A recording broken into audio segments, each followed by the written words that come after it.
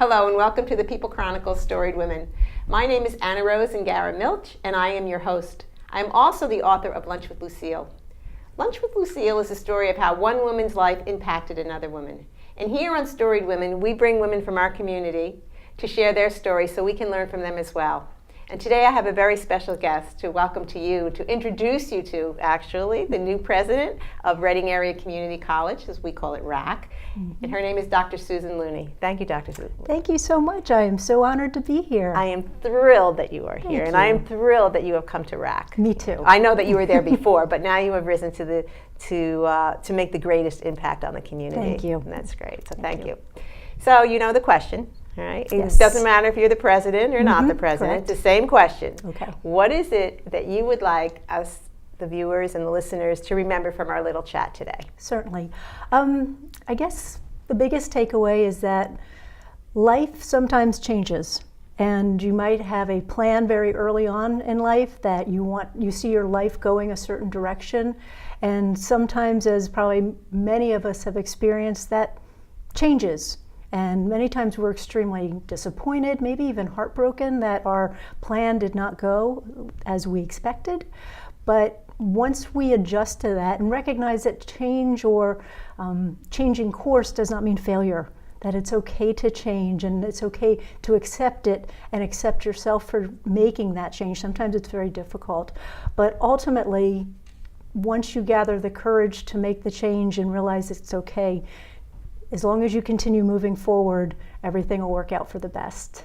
That's true. That's very true. And I think, though, that, you know, when we see women, or men, doesn't really matter, but this is a women's show. We just... So when we talk about women and we see women such as yourself who are so successful professionally, you know, that we think of, oh my gosh, it must have been a straight line. You grew up, you know, you were born, and one day you said, I'm going to be the president of a community college, and then you just started it. And in actuality, that's really not what happened. Is that what you're saying? That's not what happened. It was not a straight line at all. Okay. In fact, it was somewhat of a funny zigzag. So can you tell us about it? Sure, certainly. I will share you a brief story of what my mother says. Okay. That when I was a baby, all I did was cry. And I cried and I cried and I cried. And they couldn't find anything that made me comfortable. And one day when I was just an infant, my grandfather, who was in the harness horse business, wrapped me up in a blanket and took me out on the jog cart, sat me on his lap as he was jogging the horse, and I stopped crying. And she said, we finally found something Susan likes to do. And I did. It's a good thing he wasn't a washing machine repairman. They would have put you on that. And that would have been the career. But I fell in love with the harness racing business at a very early age. It was, in fact, all I can ever remember wanting to do. My mother was in the business. My grandparents were in the business. I was literally born into the harness racing business. And as I got older, by the time I was 12, I was driving in matinees, which are non-betting races, all over the state of New Jersey. I was winning race after race after race with my family horses. Oh, were the other jockeys that young, or would they be? No, they were mostly mature men. Oh, mature men. Doing it for a hobby or doing it because they wanted to be a harness horse driver in their future. It's kind of where you start off as an amateur. Okay. In fact, they were called amateur races. Oh, okay. So that's why there was no betting involved, because we were all amateurs. Oh, okay. But the day I turned 16 is the day that you're legally allowed to become a provisional driver, where you can race for money. So the day I was 16, I quit school. I signed myself out with my family's support. I absolutely hated school. I didn't fit in. I didn't like it. I had terrible grades because I wasn't focused. And I followed my dream to be a professional harness horse driver. So at 16, when you withdraw from school, is that a sophomore? What is there? I guess I'd have been going into my sophomore year. Oh my gosh. Yes. You could read and write, though. I could. Okay. Good. I could read and write, absolutely. But I wanted to follow my passion. And at the time, that was to be a professional harness horse driver. And that year, my family sent me to Pocono Downs up in Wilkes-Barre to have a small stable, probably about 10 to 12 horses. My mother went with me. My grandmother went. And that year, I was Rookie of the Year at Pocono Downs, one of the most Wow. successful drivers at Pocono Downs that year. We also went over to the Meadowlands that year with a horse called One for All. In Jersey? And my very first drive at the Meadowlands, I won. Kind of shocked the very place. first? Yep, kind of shocked the place. And I was only 16. Wow. So do you make money? Mm-hmm. Like real money? Mm-hmm, absolutely. Wow. Absolutely. But I didn't do it for the money. No, of I did course, it yeah. because it was in my blood. That was the business I was in. I was following in my mother's footsteps, who was one of the first female drivers to race in the business. There were a few others, but not many. And a very male-dominated sport, but that didn't bother me. I was in it to win it. Wow. So your mother must have just felt such pride. I mean, Very your mother, much so. I can imagine. In fact, that. she holds the record as the first female to win a race at the Meadowlands. I hold the record as the youngest driver to ever win a race at the Meadowlands, and Wow. the first female to ever win a race at Garden State Park. That is So- amazing. So we've got some nice awards that are our first and are ours to keep forever. Wow. Yeah. That's exciting. That's exciting. Okay, so, all right, so that's your life. That's what you chose to do. You follow your passion, which I think is great.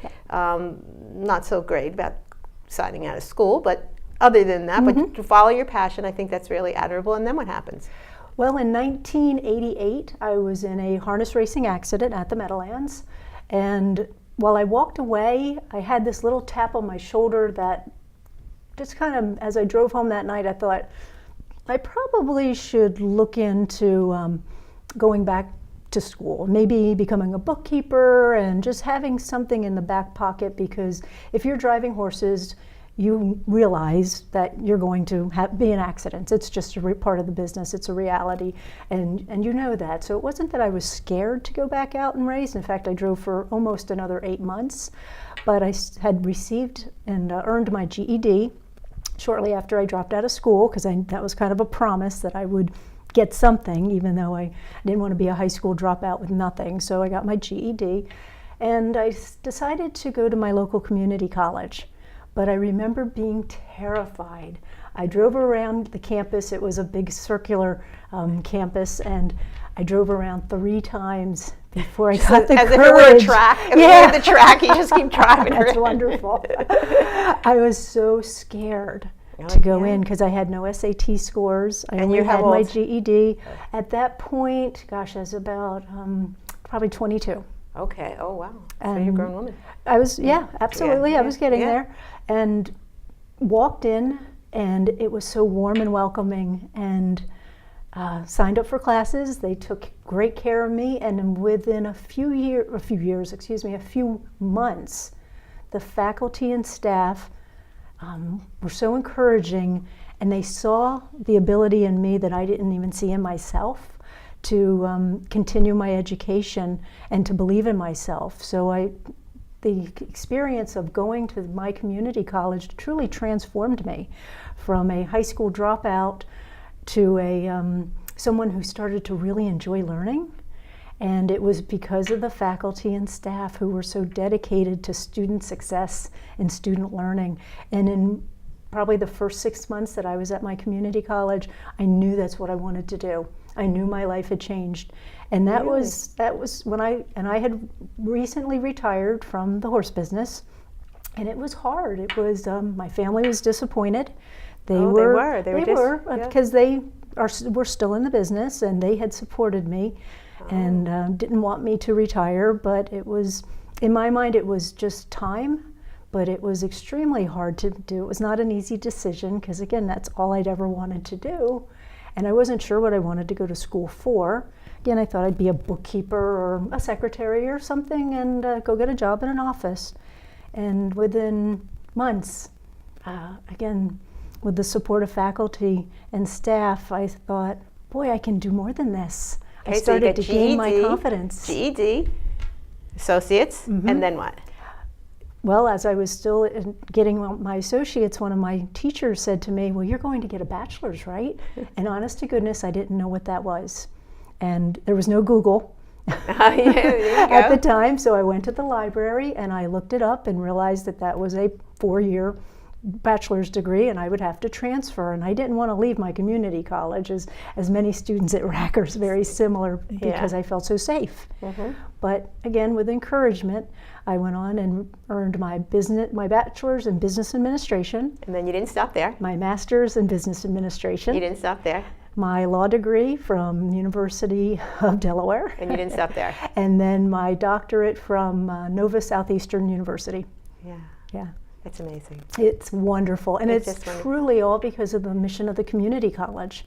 If there was no community college, I could not have, nor wanted to, gone to a 4-year institution because I had no SAT scores. And the mission of the community college is open access. We welcome everyone, which I think is one of the beautiful things about a community college. We serve you and welcome you regardless of where you are on your skills. You could come in and need your GED, because that's where I got mine at my community college.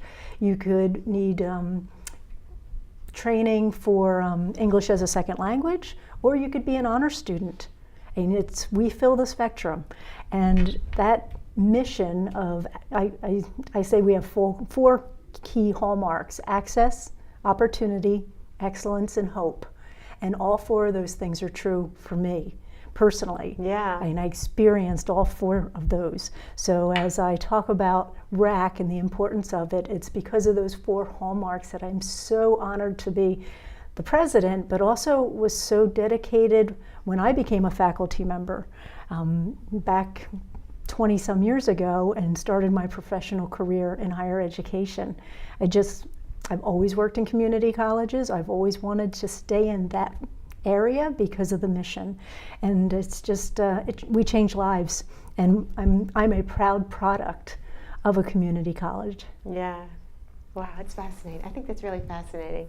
Thank you so much for coming in and sharing that with us. I think that you really reminding us that the universe never stops. I mean, we may stop and say we need to change course because the universe is not going to go according to our script. Absolutely, and it's okay. And it's okay, right. Exactly. In fact, it's great because this is where all the learning, that's where most of your learning came after that. Absolutely. Fascinating. Absolutely. And now you get to share that passion with our community, and this is just wonderful. It is, and I'm so excited. And today is day 1. You may not be watching this. It may not be day 1 to those people who are watching this, but it is day 1.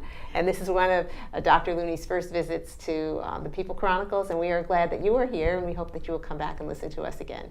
Thank you very much. And thank you, Dr. Looney. Thank you. It was an honor. Thank you for following Storied Women on the People Chronicles. Please subscribe to our YouTube channel, The People Chronicles, and you won't miss any stories. These stories are made possible in part by Spring Ridge Financial, Heidelberg Restaurant, Queen City Restaurant, and P.J. Wilhans.